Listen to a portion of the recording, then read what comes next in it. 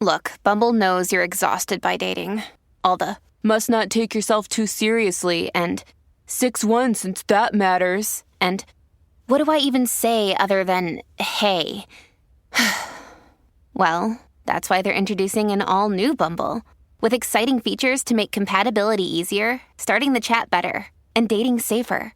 They've changed, so you don't have to. Download the new Bumble now.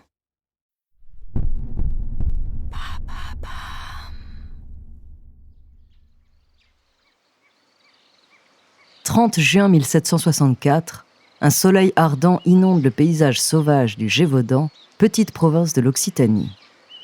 Au cœur d'un coin reculé, entouré de collines boisées et de prairies verdoyantes, se trouve Jeanne Boulet, une jeune fille de 14 ans. Vêtue de sa robe de bergère, elle accompagne son troupeau de moutons qui broutent paisiblement. La nature sauvage qui l'entoure captive son regard et elle se laisse bercer par le chant mélodieux des oiseaux qui virevoltent dans l'air cristallin. Les fleurs colorées parsèment le sol, créant un tapis éclatant de couleurs vives. Le murmure d'un ruisseau voisin ajoute une douce mélodie à cette symphonie naturelle. Soudain, une forme inquiétante émerge des tréfonds de la forêt. Une bête monstrueuse se dresse devant Jeanne, figeant son cœur d'effroi. Les rayons du soleil se reflètent sur sa fourrure tandis que ses yeux perçants fixent intensément la jeune fille. Ses babines dégoulinent d'une salive sanguinaire. La peur enveloppe Jeanne, son cœur bat à tout rompre. Elle tente désespérément de fuir, ses jambes chancelantes s'élancent avec frénésie, mais la bête est trop rapide. Dans un instant terrifiant, la bête se jette sur Jeanne avec une férocité inhumaine. Ses crocs acérés se rapprochent dangereusement de sa chair. Ses griffes aiguisées menacent de la déchirer en lambeaux. Ses yeux révulsés supplient la bête d'arrêter ce calvaire. Elle se débat avec une énergie désespérée. Ses gestes sont rapides, hachés, animés par une volonté farouche de se libérer de cette créature maléfique. Chaque souffle devient un combat surhumain. Chaque battement de cœur résonne comme un tambour funèbre. Les gouttes de sang éclaboussent le sol. Les lambeaux de vêtements déchirés flottent dans l'air. La force de Jeanne décline peu à peu. Dans un dernier souffle étouffé, la vie s'échappe de son corps. Son regard fixe le ciel où les nuages dérivent lentement tels des spectres silencieux. Lentement, l'ombre de la bête s'éloigne, se fondant dans les ténèbres de la nuit.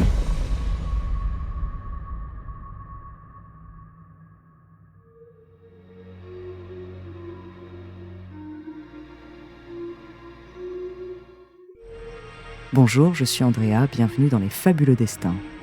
Dans cet épisode, je vais vous parler d'une bête légendaire. Cette créature a mis la France entière en effroi. Son histoire a traversé les siècles et inspiré de nombreuses œuvres. Son nom, la bête du Gévaudan.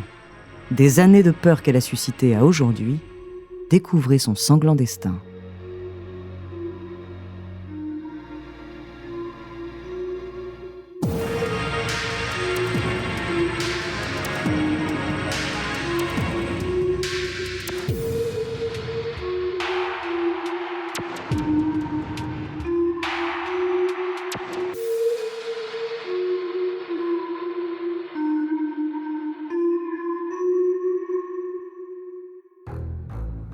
Le corps de Jeanne Boulet est découvert gisant dans un état de mutilation terrifiante.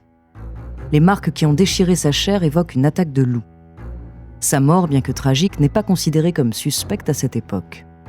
Les enfants qui mènent les troupeaux à travers les pâturages peuvent être attaqués par des loups, rien de surprenant. Cependant, les victimes se multiplient. On retrouve leur corps démembrés, parfois même décapités. La nature du fléau dépasse de loin celle d'un loup ordinaire. Une terreur indescriptible s'insinue dans les esprits. Le nom de bête du Gévaudan lui est attribué, un être bien plus féroce et sanguinaire que tout ce que l'on connaît.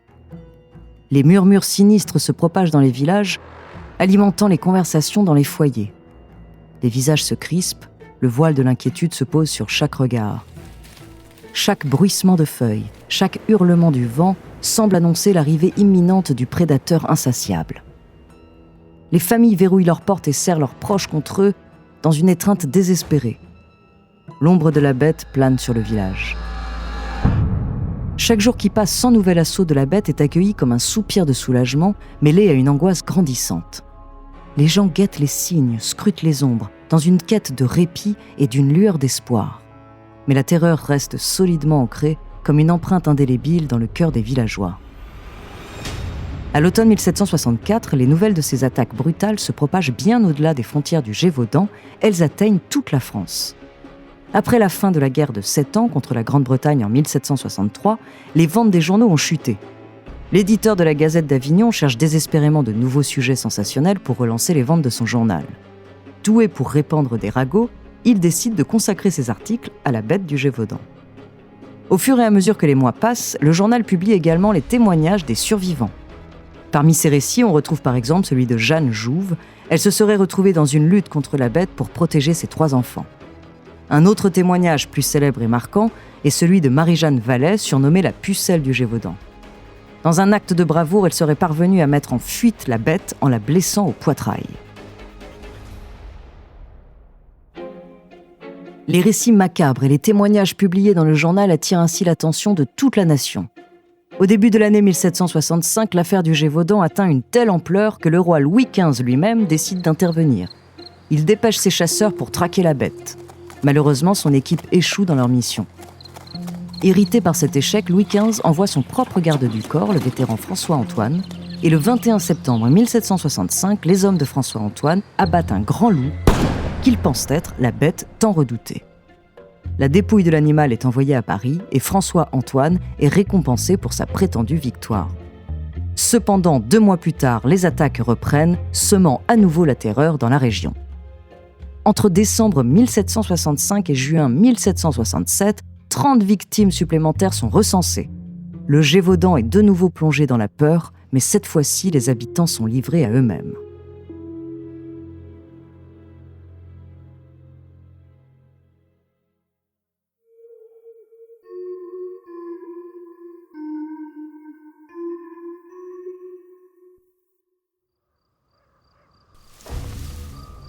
Jean Chastel, chasseur de la région, se dissimule dans l'ombre. Les deuils et les souffrances infligées à ses amis ont enflammé sa détermination. Il est prêt à tous les sacrifices pour mettre fin au massacre. Dans l'obscurité oppressante, il se dresse tel un prédateur, son regard transperçant les ténèbres, traquant une silhouette insaisissable. Soudain, une ombre surgit. Une bête hideuse, déformée par une cruauté inimaginable, se dresse devant Jean. Sa fourrure est un mélange de nuances de rouge et de blanc, agencée d'une manière inédite. Elle évoque une aberration dans l'ordre naturel. Le sang de Jean se glace dans ses veines, mais son cœur intrépide bat avec une volonté farouche. Les secondes se figent alors qu'il lève son arme, l'aligne avec précision. Jean se concentre, il ne doit pas rater sa cible. Et puis, dans un souffle suspendu, il appuie sur la détente. Un éclair fulgurant déchire l'obscurité. La bête s'effondre, vaincue, tandis que la peur de Jean s'évanouit.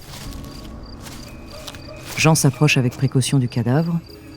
Oui, c'est un loup, sans nul doute, mais un loup aux caractéristiques troublantes. Il sent l'émotion l'envahir et les larmes brouillent sa vue. Avec précaution, Jean attache la bête inerte avec des cordes et la charge sur ses épaules. Jean retourne au village pour porter la créature aux habitants. Il veut leur délivrer un message de justice et d'espoir pour l'avenir. La nouvelle de la victoire de Jean Chastel se répand rapidement. Les murmures se transforment en cris de triomphe. La bête, cette créature maléfique qui a emporté de nombreuses vies, a été vaincue. À partir de ce jour, plus aucune attaque n'a été recensée. Nous sommes en 1767 et en l'espace de 2 ans, la bête avait fait pas moins d'une centaine de victimes. Toutes étaient des femmes et des enfants. Dans les siècles qui ont suivi, de nombreuses hypothèses ont été avancées pour expliquer les terribles morts survenues dans le Gévaudan. Certains avancent l'idée que la bête était en réalité une hyène ou une race de loups inconnue de la région. D'autres avancent qu'il s'agirait en fait des méfaits d'un tueur en série. Le souvenir de la bête du Gévaudan continue de fasciner. Son histoire est ancrée dans la culture française et suscite toujours autant de questions.